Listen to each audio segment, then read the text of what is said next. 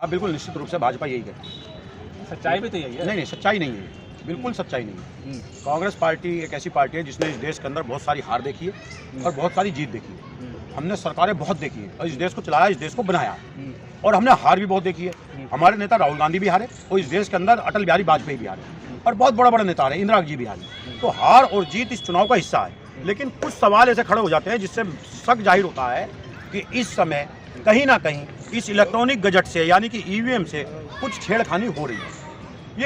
ये इशारे हैं, तो इसलिए कांग्रेस पार्टी ये बोलती है कि ऐसा ऐसा हो रहा है। और कांग्रेस नहीं बोल रही है, इस देश के अंदर भाजपा को छोड़ करके, केवल भाजपा को छोड़ के सारे दल इस समय ईवीएम के खिलाफ है। और एक समय था भाजपा भी ईवीएम के खिलाफ थी जब मनमोहन सिंह जी सरकार थी, और 2014 के अंदर 2010 के अंदर आडवाणी जी ने किताब निकलवाई थी भारतीय जनता पार्टी के राष्ट्रीय प्रवक्ता जीवीएल नरसिंह, उनसे किताब निकलवाई थी ईवीएम के खिलाफ। तो इस देश के अंदर कोई पार्टी नहीं बच सकती जो ये कह दे कि हम ईवीएम के खिलाफ नहीं है। आज भाजपा ईवीएम के सपोर्ट में है, लेकिन एक समय भाजपा ईवीएम के खिलाफ थी। तो जब सब इसके खिलाफ है तो वजह क्या है, सरकार इसको बदलती क्यों नहीं है? अब सरकार नहीं बदल रही है तो सुप्रीम कोर्ट को एक्शन लेना चाहिए, क्योंकि सुप्रीम कोर्ट में सारे दल जा चुके हैं। तो ये कहना कि कांग्रेस रो रही है कि ईवीएम ने हमें हरा दिया, जीतती है तो जश्न मनाती है। कर्नाटक जीते जश्न मनाया, हाँ, हिमाचल जीते जश्न, वहाँ ईवीएम उनका साथ दे दिया। देखिए, आप भी पढ़ोगे और मैं भी पढ़ाऊंगा। दो तरीके के नकलची होते हैं, बेवकूफ़ नकलची और अकलदार नकलची।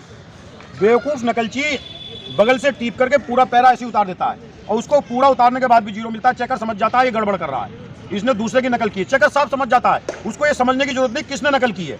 और जो चालाक नकलची होता है, अकलदार नकलची होता है, वो क्या करता है, पैरों को ऊपर नीचे कर देता है, 2-3 लाइन को बदल देता है।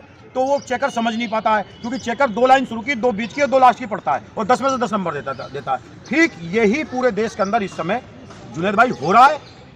यही हो रहा है कि अकलदार नकलची अकल कर रहा है। आपको एक चुनाव जिता दिया तेलंगाना का, आप चुप रहो, आप बोलोगे नहीं, बोलोगे तो देश के लोग कहेंगे तेलंगाना में कैसे जीत गए। अब ईवीएम के ऊपर इशारा क्यों हो रहा है, उसकी एक बड़ी वजह है।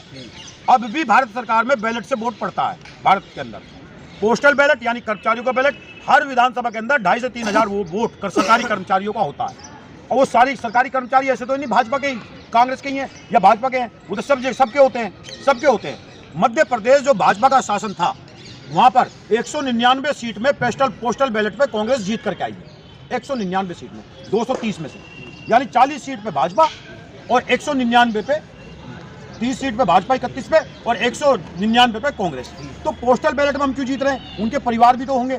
जब तक काउंटिंग हुई, हम भी सुबह 8 बजे चिपके हुए थे, काउंटिंग हुई तो 4 राज्यों की जब काउंटिंग चली सुबह 8 बजे, तो 11:30 बजे तक जब तक पोस्टल बैलेट खुलते रहे, कांग्रेस चारों राज्यों पे बहुमत में थी। और जैसे ही ईवीएम आया, कांग्रेस डाउन हो गई। अच्छा, खान साहब ये बताइए कि राहुल गांधी को ईवीएम के बारे में जानकारी नहीं है क्या? देखिए, इस देश में सबको जानकारी है और सब आकलन कर रहे हैं, एनालिसिस कर रहे हैं। यहाँ तक कि ये तक आया है कि एक बसपा के उम्मीदवार को उसके अपने बूथ पे 0 वोट मिला है, क्योंकि बसपा वहाँ छोटी पार्टी है, वोट है नहीं। वो लिख रहे हैं सोशल मीडिया पे बसपा के उम्मीदवार को उसके बूथ पे 0, तो उसका वोट कहाँ गया? तो सारा आकलन हो रहा है, सारी बातें हो रही है, राहुल गांधी को पता है। बस दिक्कत ये है कि सबूत लेकिन फिर अगर राहुल गांधी तो गायब है, मुझे बताइए ईवीएम गायब है नहीं है? लाखों ईवीएम, हजारों ईवीएम गायब है नहीं है? 20 लाख है, 19 लाख ईवीएम गायब है। वो कहाँ गई ईवीएम? क्यों नहीं उसको भारत का चुनाव आयोग बताता है? और चुनाव आयोग की जिम्मेदारी है, देखिए मैं बताता हूं आपको, चुनाव आयोग की जिम्मेदारी है लोकतंत्र को बचाए रखने के लिए, लोकतंत्र की जड़ों को मजबूत रखने के लिए, मतदाताओं की शंका को दूर करना। अगर कोई सवाल है तो उसको आप पूरा करोगे कि नहीं करोगे? आपको जान के हैरानी होगी कि मध्य प्रदेश के अंदर इलेक्शन कमीशन के पोर्टल पे 15,00,000 शिकायत थी। एक भी शिकायत का सोल्यूशन किए बिना चुनाव आयोग ने चुनाव करा दिया और गिनती करा दी। तो राहुल, आप कह रहे हैं कि राहुल गांधी को जानकारी, तो कब बोलेंगे जब देश बोलेंगे? बोल रहे हैं राहुल गांधी के, मैं बोल रहा हूँ, राहुल गांधी का पार्टी की आइडियोलॉजी से अलग बोल सकता हूँ? हम लोग रात दिन मेहनत कर रहे हैं, राहुल गांधी भी बोलेंगे, पूरा देश बोल रहा है, सारे देश की पार्टी उसमें चलेगी। आडवाणी बोले थे भाई, और मैं तो आज कहता हूँ इस बात को, मैं सवाल तो कांग्रेस को उठ रहा हूँ, क्योंकि कांग्रेस ने ईवीएम की मलाई खचाटी है। मैं इस बात को कह रहा हूँ, कहीं ना कहीं चूक हमसे हुई है। हमने चाटी नहीं है, हमने नकल नहीं की। हम सोचते थे जैसे ईमानदार हम हैं वैसे ईमानदार ये होंगे। जब जयराम रमेश जी ने इस बात को कहा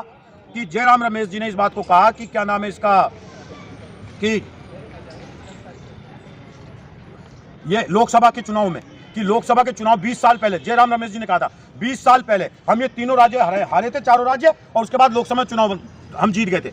एक उस पर टिप्पणी आई कि अब वो अटल बिहारी वाजपेयी थे, अब मोदी जी हैं, जो कि बहुत चालाक है, बहुत तेज तर्रार है, जुमलेबाज हैं। तो ये हम मानते हैं कि उस टाइम की भाजपा और उस टाइम की कांग्रेस अलग थी, और आज की कांग्रेस वैसी है जैसे पहले थी। हम समझते थे कि हम डाका नहीं डालेंगे ईवीएम पे, लेकिन आज जो सत्ता में लोग बैठे हुए हैं, माफी चाहता हूं, उनके ऊपर जो गंभीर आरोप पहले लगे हुए थे, आपराधिक केस लगे हुए थे, हत्याओं के केस लगे हुए थे, वो लोग सत्ता में हैं, तो उनसे उम्मीद किसी बात की नहीं की जा सकती। और उम्मीद क्या है? नहीं, आप ये तो मानते हैं कि कांग्रेस ने भी ईवीएम की मलाई चाटी है खूब जबरदस्त? बिल्कुल नहीं चाहती। हम चाहते हैं ईवीएम की मलाई, और अगर हमें पता होता है ईवीएम में धांधली हो सकती है तो हम नहीं, ईवीएम जब आडवाणी जी शोर मचाते थे तब आपको सही लगती थी? हमें ये लगता था कि ये गलत कह रहे हैं, लेकिन अब पता चला कि ये सही कह रहे हैं। ईवीएम में गड़बड़ी की खोज बीजेपी ने उसी टाइम से स्टार्ट कर दी थी, लेकिन अब हमें पता चला 19 लाख ईवीएम गायब है साहब। उसका जवाब कौन देगा? कौन देगा उसका जवाब? बगैर 15,000 पोर्टल पे कंप्लेंट पड़ी, उसको किए बगैर कर दिया। और मुझे एक बात बताओ, ये डिफरेंसेस क्यों हैं? ये दो रास्ते क्यों बन गए? दो हिंदुस्तान के मतदाता दो हिस्सों में क्यों बट गए कि पोस्टल बैलेट में 199 सीट पर हम जीत रहे हैं उसी राज्य में, और जब ईवीएम आती है हम चुनाव हार रहे हैं? तो वजह क्या है? जनता का फैसला है। तो जनता का फैसला मैं मानता हूँ, जनता का फैसला है, तो पोस्टल बैलेट का क्यों नहीं मानते आप?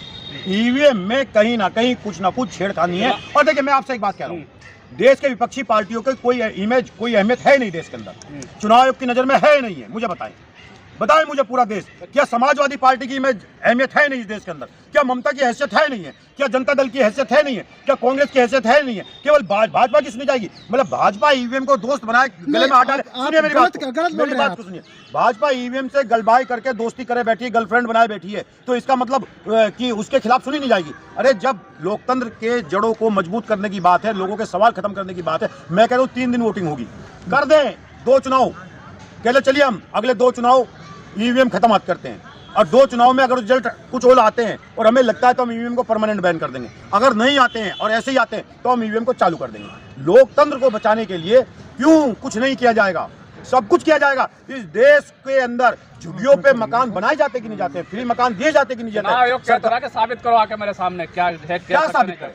किस पे ईवीएम है? मतलब उनके सामने बैठ के साबित करें? हाँ। अरे चुनाव आयोग ये क्यों कहता है साबित करो, जब हम ये कह रहे हैं मोबाइल खराब है, तो आप साबित कराने की बात क्यों कहते हो? आप ये कह दो ये मोबाइल बदल देते।